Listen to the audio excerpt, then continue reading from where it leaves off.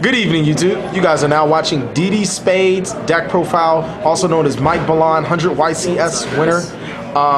He played a very interesting deck, very interesting text into it. So tell us how exactly did the YCS go for you? Top 32. Didn't quite make the draft, but I'm pretty happy. I went X2, so 9-2. One loss in time, the other was just whatever. Just like kind of decided wrong, I think. So okay, but did pretty good. So happy with the results. And what were you playing? This is Hieratic Rulers. Shout out actually to Denny Yu, I believe that's his name. I was talking with one of my friends, Steve Klaus. Gave me that list actually. I modified it quite a little bit, but to make it more to my playstyle and my theory of this game. But basic build core came from him. Okay, and what was your hardest matchup? Nothing. Nothing. Wow. So I beat every Gearjaw and every Mermail. I beat Firefist. I mean, the only one I lost to was like Chain Beats one time, and also Firefist. yeah. Okay. So, all right. So let's definitely get down to the deck profile. Okay. So Hieratic Rulers, they play the standard, you know, nine Hieratics. So 3 Tefnoids, 3 Acid, 3 Sue. They play the 4 Dragon Rollers. That's pretty standard. What was different about this Hieratic build is it played 2 Labradorite and 2 Guard.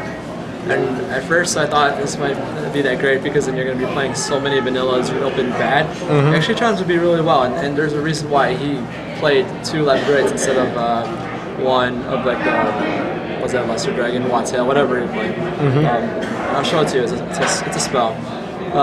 Run it all off. Debris and Influence Dragon. Influence Dragon. Really good card. Searchable with Tempest. You can make level 10 synchros really easily. Usually you make Leo. So Leo's a game winner. Yeah, I mean it's really too good. Swings over a lot of big monsters. Would you change anything to main deck? In the monsters? No. Actually, I wouldn't. Really solid deck. It's solid. Like I said, I'm very happy with it. The only thing I would probably change is something in the side. Okay. Anyways, for spells, let's start here. Sark, because it's Sark. It's like your ability to search for whatever you need. It pretty much replaced the third Heritage Convocation. Yeah. Right. A lot of times you would go for the dragon, obviously, just to get that plus, but there are times when you can just search for like a seal.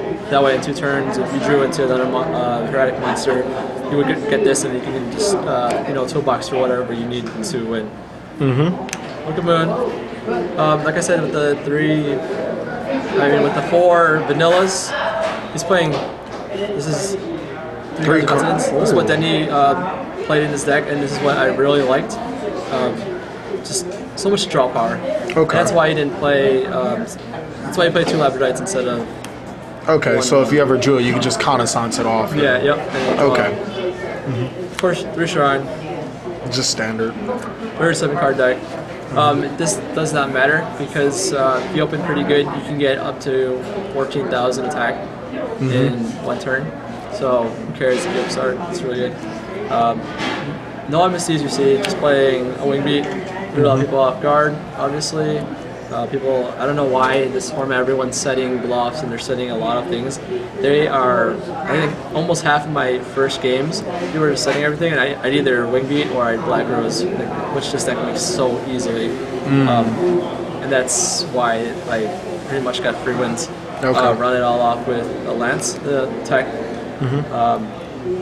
Swings over a lot of things, it has a lot of applications, but I'm also making skill drains, so this is what I call a card that pretty much guarantees you the combo. A lot of bar, warning, or like Horn of Heaven on the side.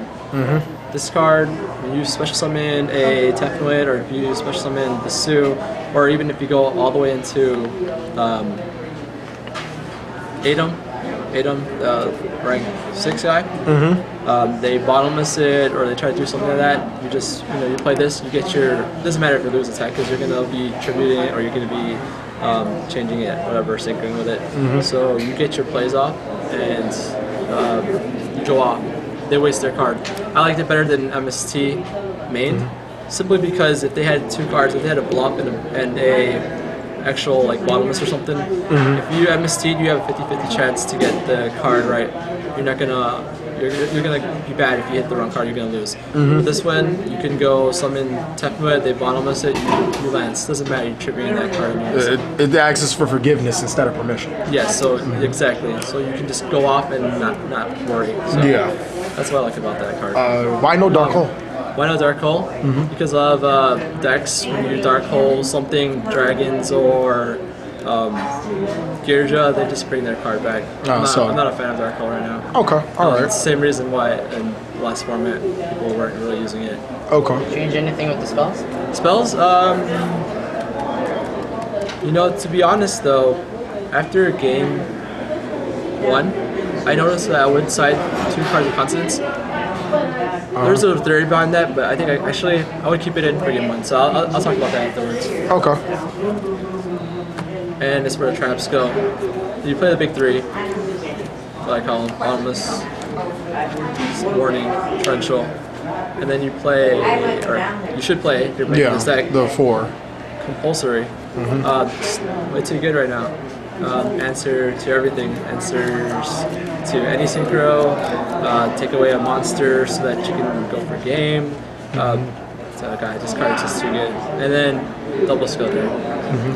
No reckless greed. That's what I changed from Denny's build. This deck combos off really well as is. And what I noticed and what I've been playing when I play like Mermails and other combo type decks, I usually side out Reckless's game 2 because I'm no longer going for just the combo deck, like a one-trick pony type deck. I want to side in real cards because they're going to be siding in their Light Prison Mirrors, their Blackthorn Heavens. Who cares if I drew into the combo with Reckless? 1 card stops me, and then I would be down in life pretty much. Yeah. So my point is, if I'm gonna go side out Reckless every single game, then I might as well not be playing it. Okay. And that's what I was trying to reference with the cards and constants. I'm still unsure if I would keep 3 of them in there. That's just like I said, I side it out all the time, anyways. How do you feel about skill drain? Would you have mained a 3rd one, or would you like it at 2? I like 2. Like I hate drawing 3 of them in a row. It's just bad. Even 2 sometimes is pretty bad. I side the 3rd one actually. Okay. There's only one matchup really, besides Rogue, that I would want to have 3, and that's the Girja matchup. I figured a lot of people would be playing Dragon Rollers Mythic. It's like the no, at least with the pros and everything. So I didn't want to have a 3rd card that just did nothing for them and actually would hurt me more. Okay. So. All right. Again, like I asked before, would you change anything with the traps? For the traps, I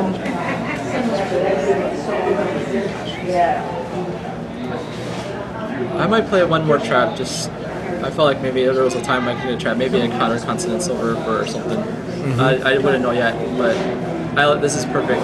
I originally was playing Horn Heaven mains, and last minute, a couple people who also top. Told me to put compulsory, so it's good. This is one of me. Yeah, it's just too good. It's way too good. Yeah, exactly. Horn Heaven wouldn't do anything to Bujins, but even against Bujins, you just at least you have something. Yep. Extra deck. Extra deck is pretty stable. M7. I actually went into this. There's times when they max you, you don't want to go off, obviously.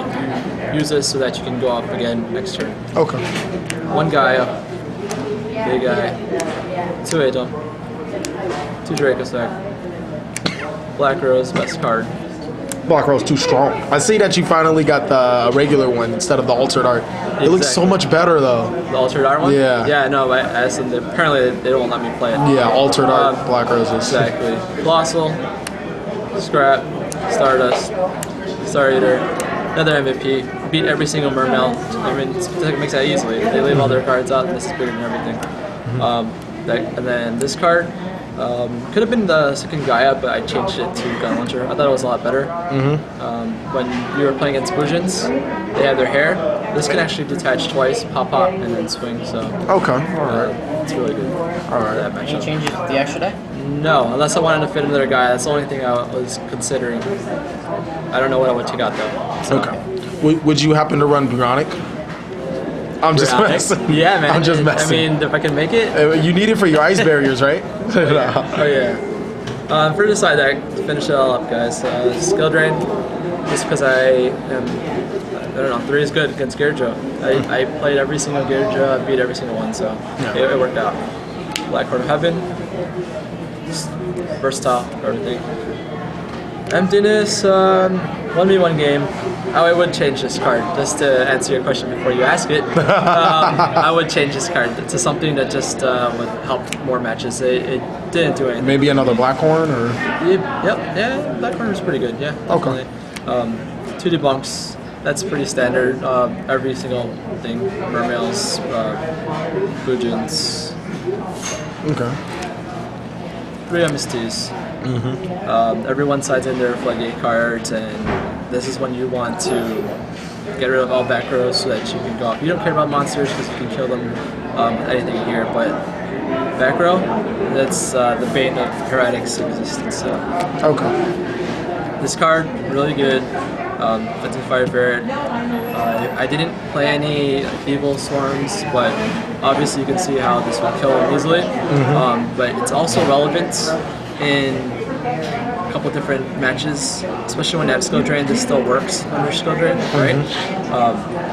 Most Fujin players will go summon Yamato, send Hair first, and then if you set this card, if they attack it, they can't use Hair and damage step. So that's a good way to get rid of it. It's just an extra. It's fire, so. Well, according to this YCS, they could use Hair and damage step. They could use Turtle, right? No, they could use Turtle and damage step. That's always been the case, but Hair they can't. All right. So, triple maxi. Just for Mermails, Mirror, everything. I don't know if I would put 3. Sometimes I just hated drawing that. I hate having to wait for them to do something before I can draw. So, and then with the 1 Crow, it was pretty good. Crow's Crow. And then finally, to round it off, Enemy Controller. Good card for when you're going second. When they have an established field, this breaks fields. Like, for example, again, Yamato with Hair. It's usually the first turn you summon any monster, any Hieratic monster. Enemy Controller Tribute, take their guy. Special your Labradorite Synchro until level 10, which is your Leo. Okay. So it's really good. Gets around a lot of those type of plays. Gets around a lot of like things like Ryo, etc. Yeah, so it's really good. So yeah, really good. So I'm happy. If I were to play again another event, yeah, I'd play the same deck. Okay, sure. All right. This is a very interesting deck.